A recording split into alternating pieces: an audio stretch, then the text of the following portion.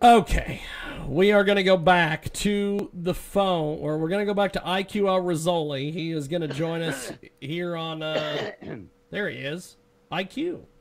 Let me get Dawn on. I've got to call him on the phone. So just give me a few seconds here. Apparently you and I are the only two people that are not having Skype difficulty today. So I've got to call Dawn here real quick. And once we get Dawn on, I will then get our next guest on with us.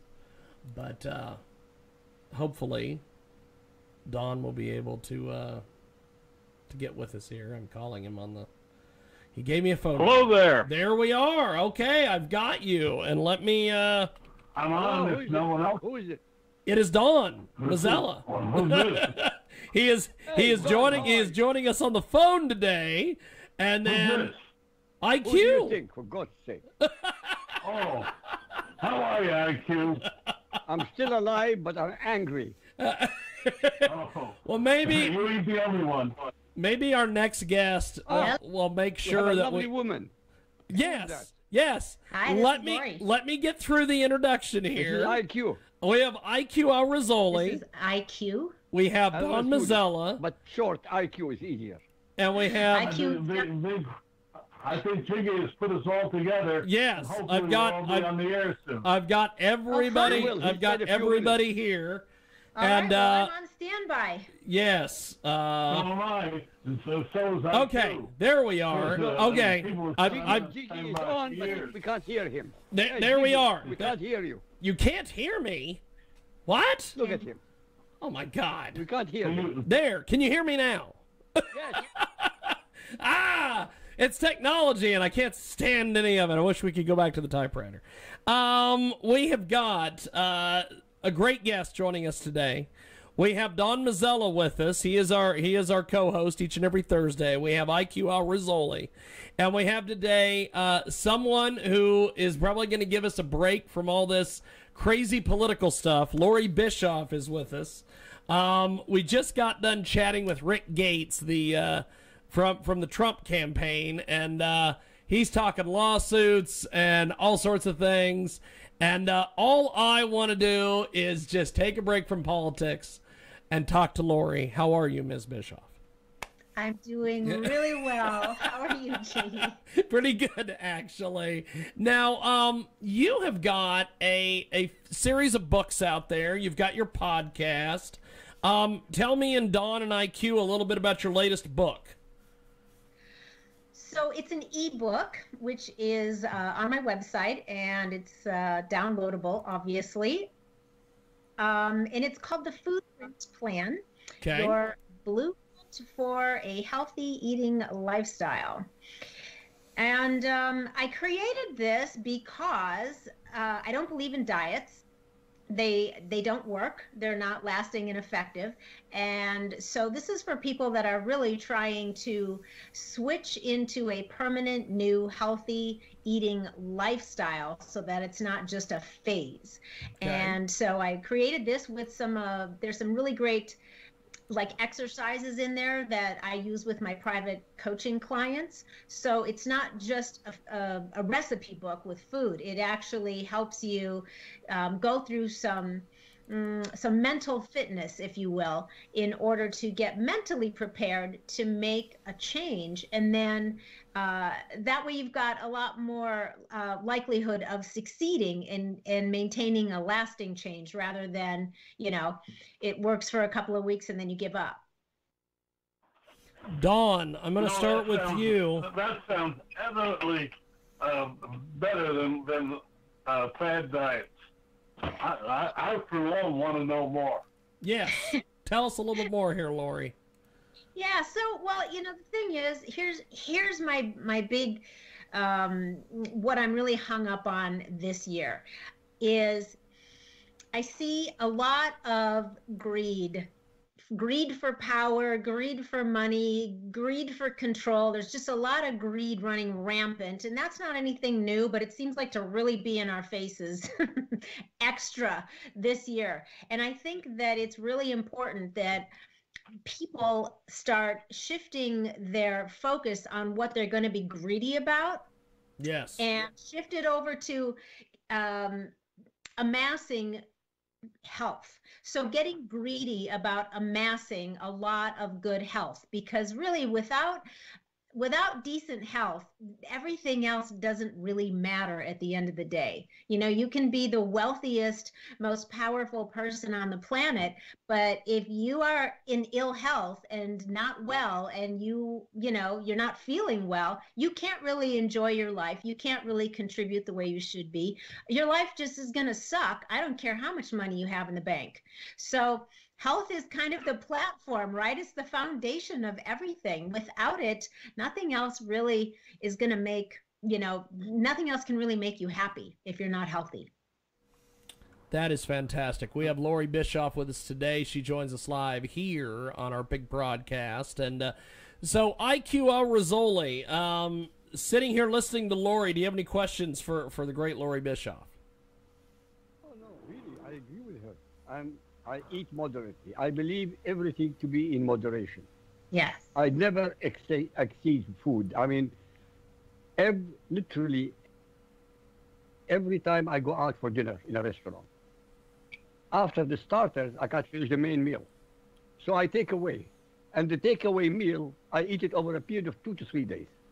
I parcel it, honestly. That's nothing to do with greed. It's to do with control. I can eat the whole lot like a pig, but that's not the way to do it. Right. Wine, I have 1 glass of wine. I never exceed more than 1 glass of wine. I like it. I do my own exercise at home. I agree with you. Mm-hmm. Concentrate on health. I have said it a million times. Every time I wake up in the morning, I say, thank God I'm awake. Alive, I mean. Me too. No, I mean it. Without health, as you said, you can have $1 billion in the bank. To hell with the billion. I like what you are doing. But, I mean, what exercises were you thinking of? Yeah, so, I think that, first of all, you do have to do a little bit. You don't have to do a lot, but you have to do a little bit of exercising. You have to move your body. Our bodies are designed to move. They're not designed to be stationary and sedentary all day, every day. That's, what happens when you leave a car sitting out in the field for year after year. What happens? I mean, entropy sets in, right? It's just slow. Breaks down. Well, our bodies do the same.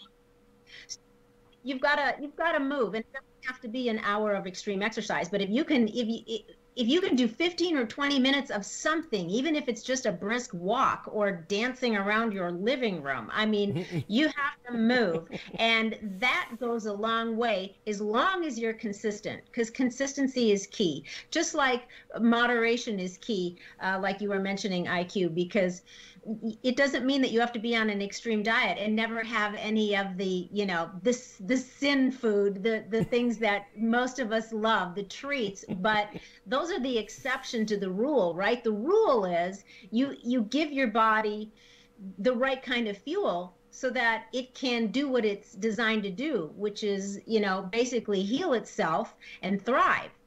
It's natural. That's how it's designed. But if we keep loading, toxic food stuff into our system all day, every day, year after year after year, pretty soon it just, it can't fight back. So you set it up to be vulnerable for all manner of disease, most of which are self-imposed and totally preventable. And many of those are reversible. So even if you are, in your 50s or 60s, and you are suffering from, heart disease or high cholesterol or obesity or any one of the other dozens of things, you actually, by changing your diet and incorporating even just a little bit of exercise and staying consistent with it, you can reverse a lot of those diseases, and you can literally eat your way off of medications. Wow. That I did not know. Dawn, jump in there. Well, listening to her, I remember Mickey Mantle's famous line: "If I'd known I was going to live this long, I would have taken better care of my body." But if you think about it, everything you say is absolutely correct. My wife makes me walk 2 or 3 times a day to keep me going, And I wish I could say when I was younger, I certainly didn't moderate my food, but when I'm older, I have. But you say toxic foods. Could you give us 2 or 3 examples of what you consider toxic foods? Yes. All processed food is toxic. For the most part, 99% of the processed food, and by processed food, I'm talking all of your fast foods. I'm talking about most of the food that is in the store on the shelves in boxes and cans. I'm talking about most of the food that's in the freezer section that's designed to just be popped into your microwave or the oven. Stuff that's already made so that it's easy for you to quickly heat up and eat. Most of that food, there's a few rare exceptions, but most of it is garbage. It's toxic because it's full of sodium. It's full of adulterated fats and oils. It's full of sugar, and it's full of preservatives because it has to last a long time. So any of those things that you eat on a regular basis is going to be harmful to you, and that's because of the the refined foods in them, the refined ingredients, like refined carbohydrates, refined sugars, even salt is refined, unless you're getting like a Himalayan pink sea salt or something. So that is right there. Most people are eating processed foods every day, and processed foods are also like your lunch meats. So people are making a sandwich, for instance, for their kids or for themselves every day, and they're putting all of this processed meat on there, which has been basically formed and shaped together. Yes. From its whatever it came from. And then you've got nitrates and sugar and sodium and all kinds of and preservatives in there to make sure that it can last a long time. And then you put that on some bread made out of refined flour, which is garbage. There's absolutely zero nutritional value in that. And you have a recipe for disaster eventually if you do that frequently enough over the course of time.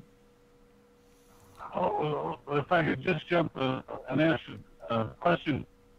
Vegan foods, or vegan, however you want to pronounce it, they seem to think that they're the answer. Do you? No.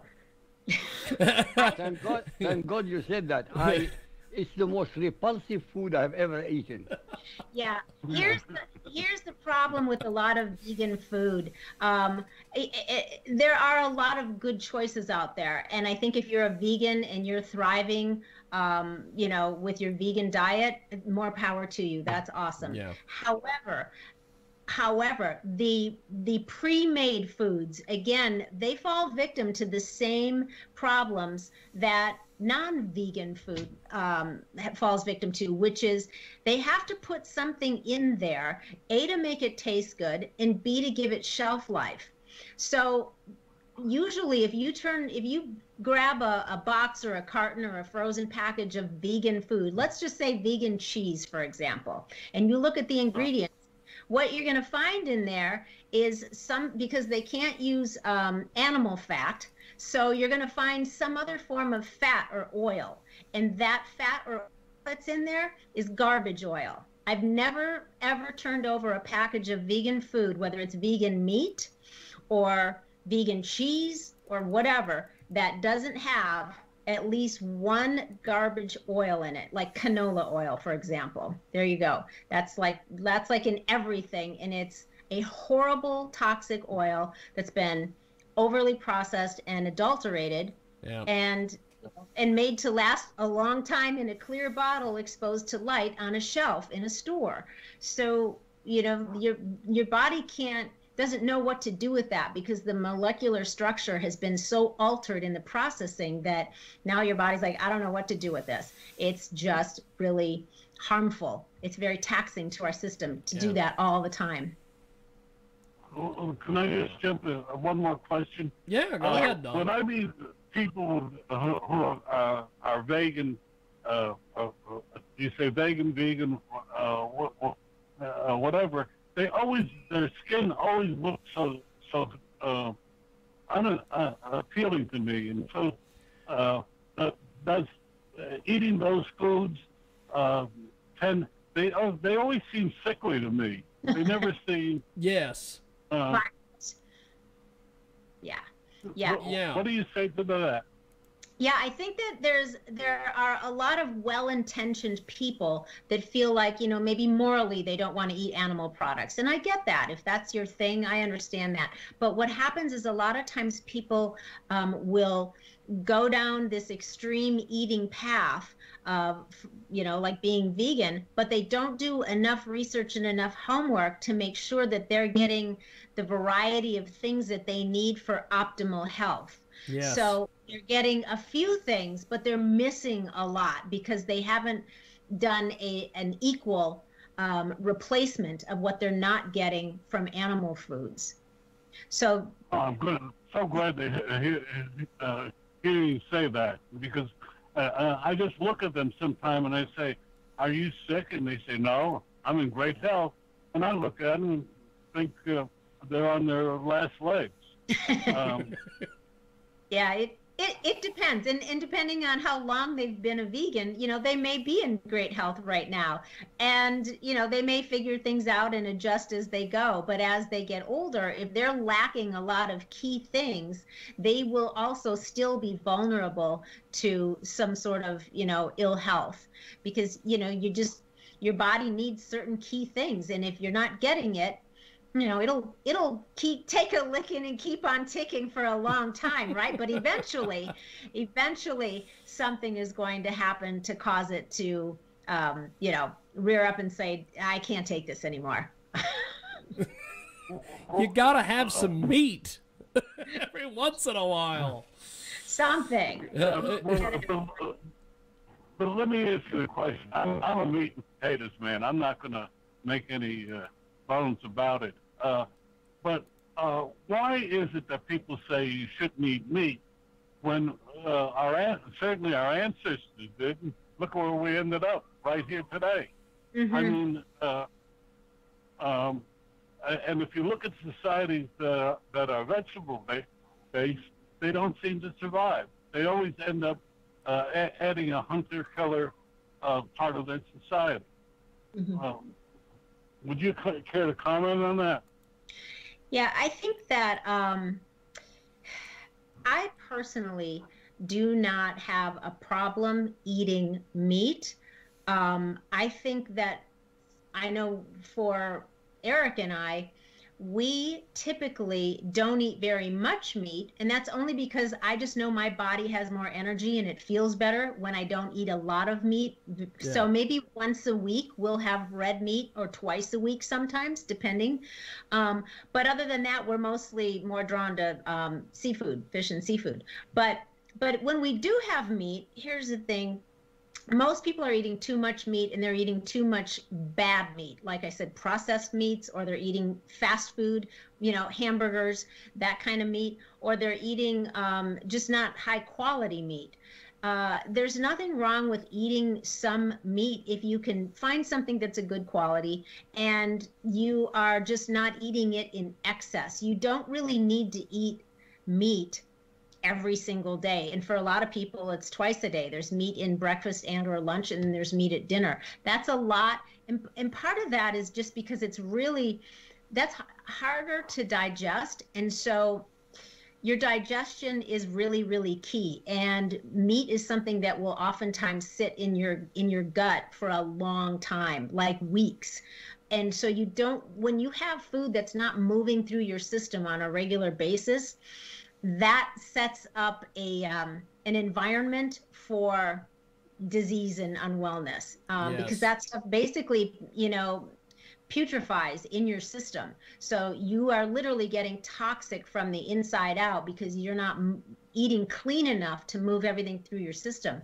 So I would say if you are a meat eater and you like to have meat frequently, I would say do your best to either, maybe just a little bit less, like every other day, or just cut back on your portion. But I would say always make sure to have something like raw salads, raw vegetables with it, a salad at least, because then you're getting some fiber, you're helping your digestion, and you're meat is very acidic. Most of the American diet is very acidic. So anything that is acidic that we're eating every day is affecting our body's ability to maintain its natural pH. And so it has to kind of rob things from other organs in order to maintain that balance. It's a really simple way of putting it. And that's very taxing on the system. So you want to be able to give your system at least a balance of alkaline food so that it doesn't have to work so hard using resources that should be going to, you know, your breathing and your heart and your immune system. Instead, it's going toward just trying to maintain pH balance and figure out what to do with all this food you keep dumping in it every day. So it's really key that you have some alkaline food and preferably something raw every day to help keep your digestion moving the way it should. And just keep meat. You've been talking to my wife. You've been talking to my wife. Well, maybe awesome. I have. I don't know. Well, As you, Don. as we wrap up here with everybody, I want to start with Don Mazzella. How do we get a hold of you online and get your stuff, Don? You know, National Life Education Foundation, 2 Recipe Digest, and a new book this spring. Fantastic. Those are the places you can get me. Fantastic. Well, IQ, as always, how do we get your stuff, my friend? Well, first of all, it was a pleasure to meet the lady here.